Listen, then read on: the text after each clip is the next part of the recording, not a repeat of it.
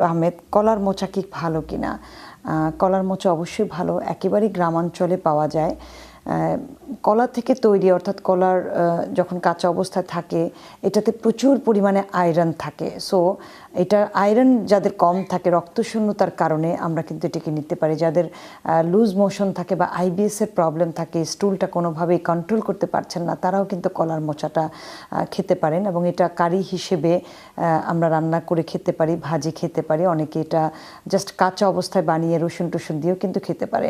Specially আমি এটিকে recommend করব যে আয়রন রিচ করার জন্য এর সাথে একটু তেঁতুল বা টক জাতীয় কিছু মিক্সড করে দিলে এর আয়রন অ্যাবজর্পশন ক্যাপাসিটি আমাদের বডিতে কিন্তু অনেক বাড়িয়ে দেয়। সো এটি শরীরের জন্য উপকারী, নিজের শরীর বুঝে খাওয়াটাই ভালো। তবে সারা বছর তো আসলে এটি পাওয়া যায় না, বা সব অঞ্চলেও কিন্তু এটি পাওয়া যায় না।